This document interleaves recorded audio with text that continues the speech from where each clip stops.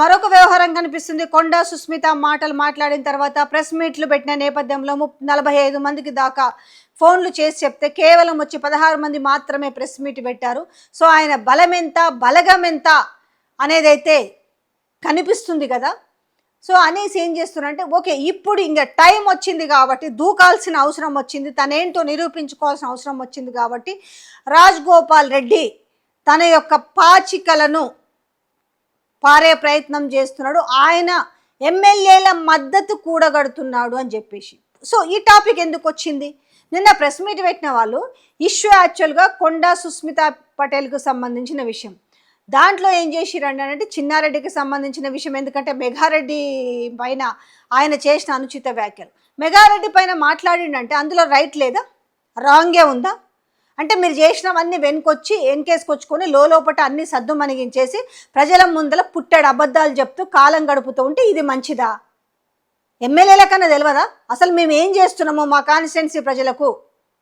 అసలు మేనిఫెస్టోలోని అంశాలను అమలు చేస్తున్నామా? అసలు తెలంగాణ ప్రజలకు పోరి మా కాన్స్టిట్యున్సీ ప్రజల పరిస్థితి ఎట్లా ఉంది? ఒక్కరికన్నా సోయుందా? ప్రజల ముందు కొన్ని ముఖాన థూ థూ అని ఊస్తారు. రెండోది రాజగోపాల్ రెడ్డి ఆయన కూడా చాలా ఏం మాట్లాడండి అనుచితంగా? ఆయన ఏమన్నా అన్నాడా? రేవంత్ రెడ్డి తమ్ముళ్ళు ఏమన్నా దోచుకొని దాచుకుంటున్నారు అన్నాడా?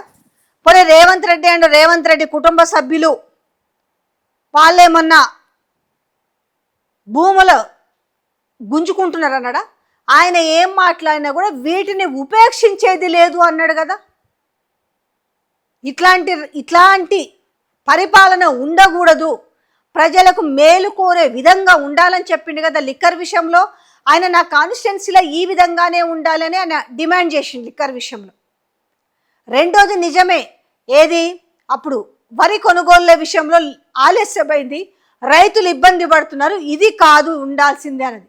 తర్వాత విద్యా వ్యవస్థ మీద మాట్లాడిండు. ఒకవేళ నన్ను గనుక విద్యాశాఖ మంత్రిగా చేస్తే నేను సమూలమైన మార్పులను తీసుకొస్తాను అని చెప్పాడు. మొన్న కూడా ఏం మాట్లాడిండు? సో ఇట్లా ఉండొద్దు, ప్రజల కోసం ఆలోచించాలి, ప్రజల బాగోగుల కోసం ఆలోచించాలి.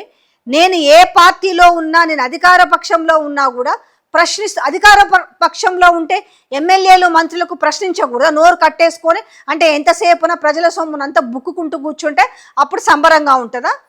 అంటే మీకు ప్రజల సమస్య మీద ఎవరైనా ప్రశ్నిస్తే, పార్టీలో జరుగుతున్న వ్యవహారాలను ప్రశ్నిస్తే అప్పుడు వాళ్ళకు షోకాజ్ నోటీసులు ఇస్తారా?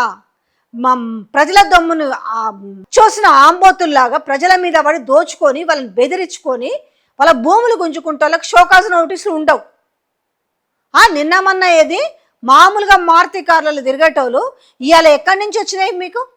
డిఫెండర్లు, ల్యాండ్ రోవర్లు ఎవడి సొమ్ము మీద వచ్చినాయి? ఏం ప్రజలు గమనిస్తలేరా? అంటే ఈ ఒక్క టర్మ్లో దాచుకుందామనే కదా.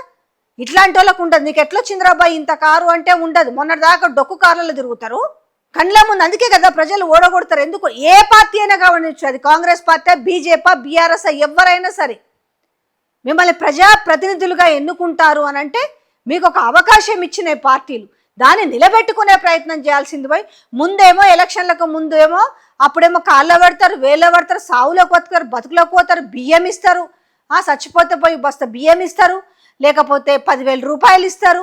తర్వాత మాత్రం ఎవ్వడు కంటికి కనపడి ఇది ఫ్యాక్ట్. ఇది అసలు ఇవన్నీ మిమ్మల్ని చీపుర్లు చాటలతో తిరగేసేయాలి అసలు ప్రజలు ఓట్ల కోసం వచ్చినప్పుడు.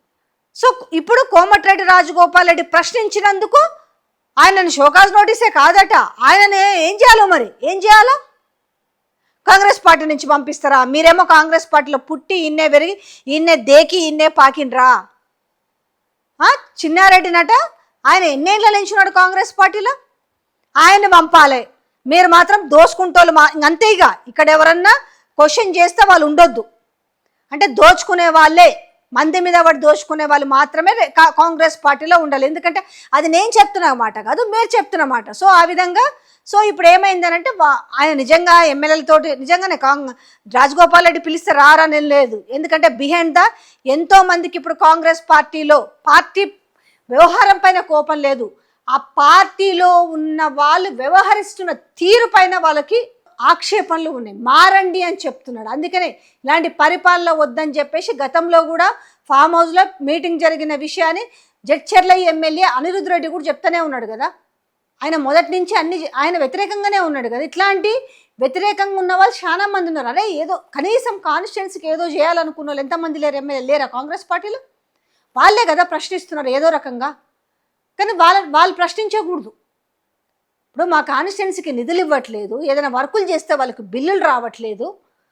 సో ఆయన చెప్పిండు కదా, ఆ ఎమ్మెల్యే చెప్పిండు కదా, జడ్చర్ల ఎమ్మెల్యే, నాకు గనుక నిధులు విడుదల చేయకపోతే నేను 10,000 మందితోటి దీక్ష చేస్తా అని చెప్పిండు. ఇంతకు మించిన ఉదాహరణ ఏముంటుంది? గతంలో గవర్నమెంట్ భూమిని ఆక్యుపై చేసుకొని 4 టవర్లు 8 టవర్లు కట్టుకుంటే 4 ఎమ్మెల్యేలు కలిసి పబ్లిక్ లిటిగేషన్ పిల్ హైకోర్టులో వేయలేదా? ఎన్నో వీళ్ళంతా మేమే తెలంగాణను ఉద్ధరిస్తున్నామని కూర్చొని ఇటు రాజగోపాల్ రెడ్డి మీద, అటు చిన్నారెడ్డి మీద, ఇటు కొండా సురేఖను బర్తరఫ్ చేయాలంట. చేయండి. బర్తరఫ్ చేసిన తర్వాత కానీ అసలు భాగోతాలు బయటకు వస్తే ప్రజలకు ఇంకేమన్నా కళ్ళకు ఉన్న పొరలు ఏమైనా ఉంటే టోటల్గా తొలగిపోతాయి. మీరే తొలగిస్తారు, సమస్య లేదు. ఎందుకంటే కొండా సురేఖను బర్తరఫ్ చేస్తే ఆమంత ఈజీగా ఏం ఊకోదు కదా. ఏడ తేడాలు వచ్చినాయో బయటకు వస్తాయి, ఏం జరిగిందో బయటకు వస్తుంది. టోటల్గా అన్ని కుల్లా బ్రహ్మాండంగా బయటకు వస్తాయి. ఎందుకంటే వాళ్ళ కూతురు ఆల్రెడీ సగం బయట పెట్టి ఇంకా సగం బయటకు వస్తుంది. ఏం చేస్తారు రాకుండా? సో ఈ నేపథ్యంలో ఏమైంది, రాజగోపాల్ రెడ్డి ఎమ్మెల్యేలను తీసుకొని ఢిల్లీకి పోతున్నాడు, ఫిక్స్ అయ్యిండు. సో ఈ న్యూస్ చూస్తున్నారు. సో నిన్న వరకు కూడా నిన్న కూడా ఇంట్లోనే హ్యాపీగా వాళ్ళు కూడా వరలక్ష్మి వ్రతం వాళ్ళ ఇంట్లో చాలా బాగా జరిగింది. వాళ్ళు కూడా హ్యాపీగా ఉన్నారు. ఎందుకంటే మనకు తెలిసిన సమాచారం ప్రకారం నిన్నైతే ఆయన ఏ ఎమ్మెల్యేలను కలవలేదు. కాకపోతే ఫోన్లు వస్తాయి ఖచ్చితంగా, కలుద్దాము చేద్దాము. ఇప్పుడు రేవంత్ రెడ్డికి పాజిటివ్గా మాట్లాడమంటే 16 మంది వచ్చినప్పుడు ఆయనకు 40 మంది వస్తారు కదా. ఇట్లా ఇప్పుడు పోటాపోటీలు బల నిరూపణ చేసుకోవాలంటే నిన్న జరిగింది బల నిరూపణే కదా.